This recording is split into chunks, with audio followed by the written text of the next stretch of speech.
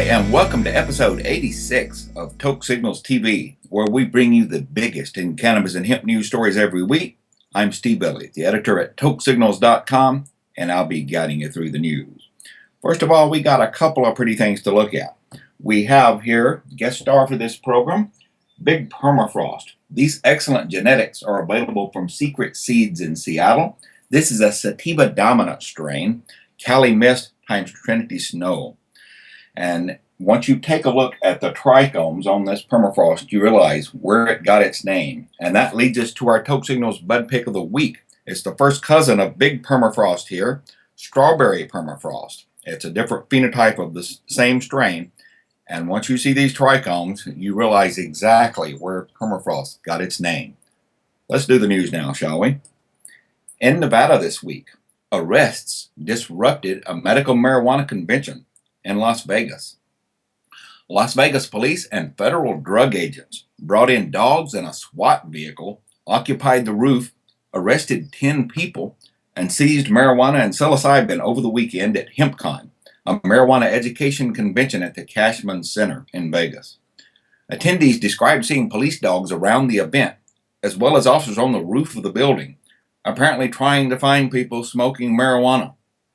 Event organizers were outraged by the heavy-handed arrest, and some attendees said patients were left frightened as Nevada's first legal medicinal cannabis dispensaries prepare to open. It's disheartening for our whole community, said Jennifer Solis of the Wellness Education Cannabis Advocates of Nevada, We Can, who attended the event. Officers shut down 5 booths from Friday to Sunday, arrested 10 people, and cited 3 others on charges of drug possession, possession with intent to sell, and transporting a controlled substance, according to Officer Laura Meltzer, a Las Vegas Metro Police Department spokeswoman. Meltzer claimed officers had seized marijuana, hashish, cannabis seeds, edible products containing THC, and even some psilocybin mushrooms. Meltzer claimed Metro narcotics detectives had warned HempCon organizers before the event that attendees had to, quote, follow the law. Now, Nevada allows for medical use of marijuana by authorized patients, but it's illegal for anyone to use cannabis in public, and it's illegal to sell without a state dispensary license. It is incumbent upon the people who are attending this and who are conducting this to be aware of Nevada state law, sneered Meltzer when asked about criticism of the arrests. We have an expectation that vendors and people who are doing these sorts of conferences would follow the law, added Lieutenant Laz Chavez, reports the Las Vegas Sun. The police stance is hypocritical since officers have looked the other way at similar events while people use marijuana, according to activist Mark Saint, who was at the convention on Friday. Now, these arrests were made by a federally funded task force called the Southern Nevada Cannabis Operation and Regional Enforcement, including Metro Las Vegas Police, Henderson Police, and the Federal Drug Enforcement Administration. DEA spokeswoman Sarah Pullen admitted a federal agent is on the task force, but claimed Las Vegas police led the operation.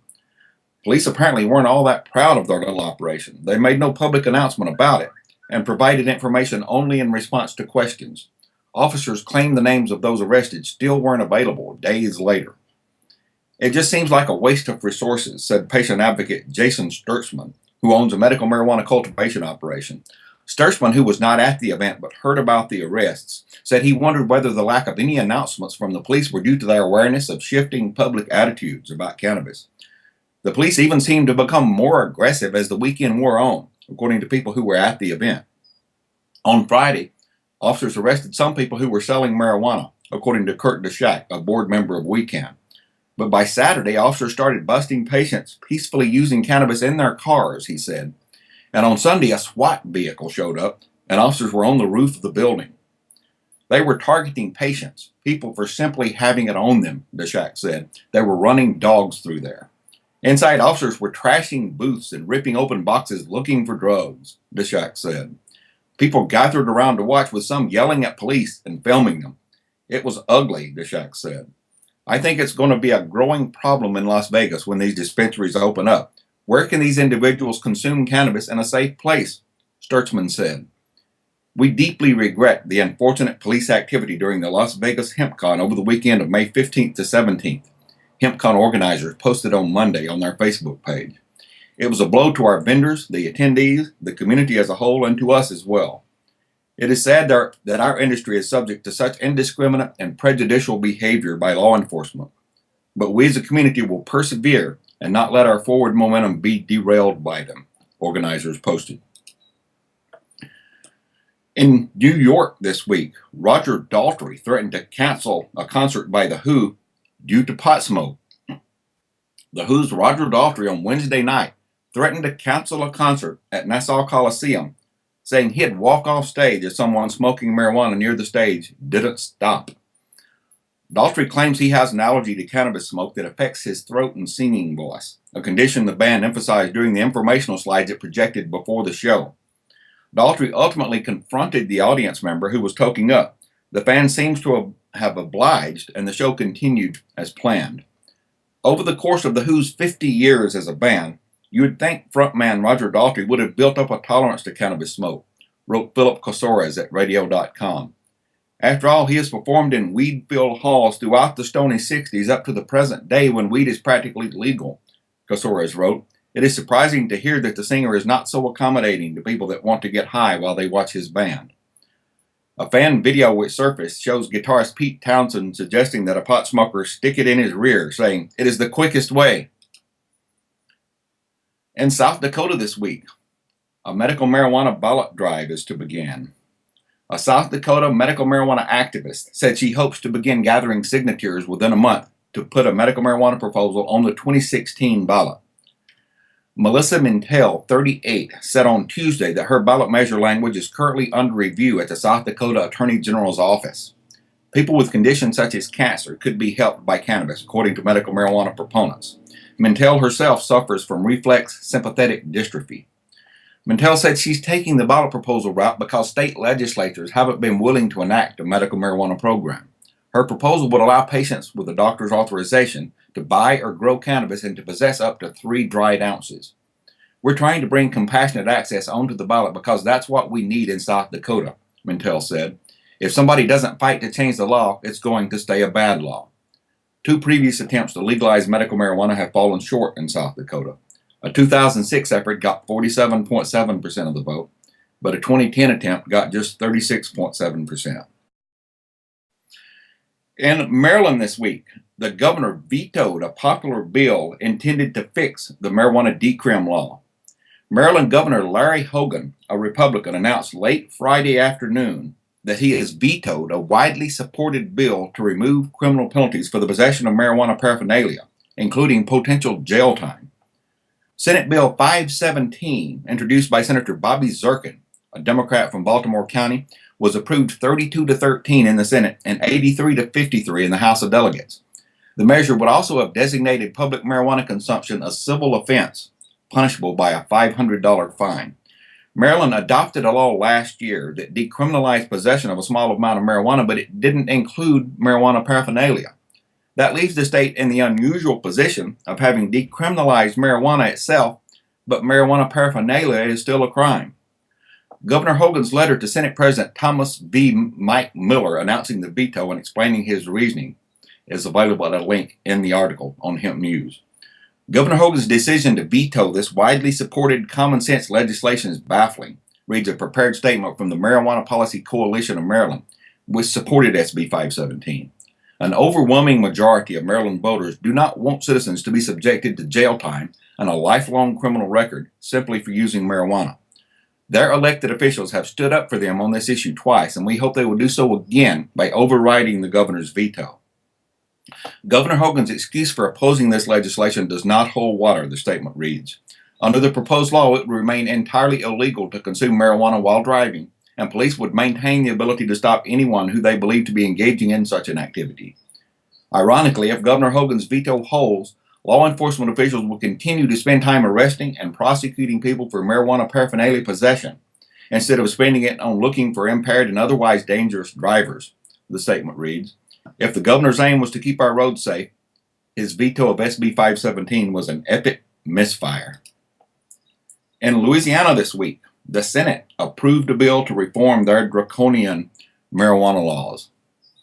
Louisiana Senate on Monday took an important step towards reforming their state's harsh marijuana possession law when they approved Senate Bill 241 by a vote of 27-12. If passed, Louisiana would join the growing number of states that have recently reduced penalties for small amounts of marijuana.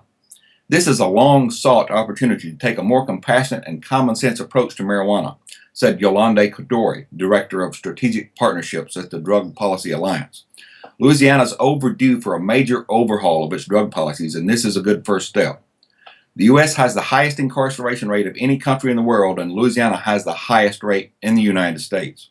Its incarceration rate has doubled in the last 20 years and is nearly 5 times higher than Iran's, 13 times higher than China's, and 20 times higher than Germany's.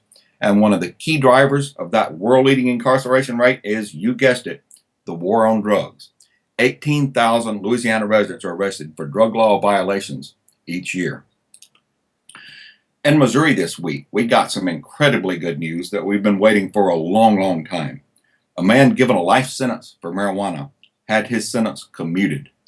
22 years after being arrested for marijuana and 19 years after being sentenced to life in prison for it.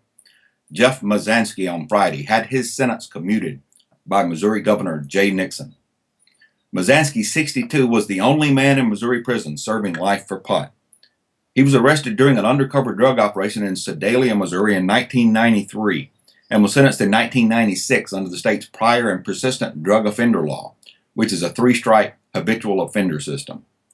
The executive power to grant clemency is one I take with a great deal of consideration and seriousness, Governor Nixon said in a press release announcing the commutation of Mazansky's sentence. Nixon also pardoned 5 other nonviolent offenders. "It's wonderful," said Michael Mazansky, Jeff's brother. "Thank Jay Nixon for doing that, for finally looking at his case and doing the right thing." "I'm very emotional," Michael said. "I'm overjoyed he has a chance. In almost 22 years, he had 2 write-ups, one for putting mail in the wrong slot and one for a messy floor. No fights, no nothing. Tell me that's not a model prisoner."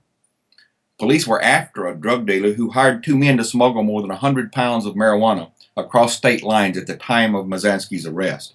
When cops followed the smugglers to a hotel where the dealer was, they found Mazansky, who already had 2 strikes on his record. The 3rd strike gave him life without parole. About 130 Missouri lawmakers had signed a letter to Governor Nixon asking for clemency for Mazansky. It was written by Representative Shamed Dogan, who pointed out that Mazansky got his sentence under a prior and persistent offender statute that lawmakers recently repealed. "I am just glad the governor did the right things," Representative Dogan said. "Drug addicts, drug users need rehabilitation before they need incarceration." More than 390,000 people signed a Change.org petition started by Jeff's son, Chris Mazansky, who was just 14 years old when his dad went to prison for marijuana. "Times are changing and things need to change," Chris said when he started the petition. "It breaks my heart every time we go up there to see him," Chris said. "We have to leave and he has to stay. I can only hope he'll be able to walk out of there one day. We'll be able to enjoy our lives together, what's left of his and what's left of mine."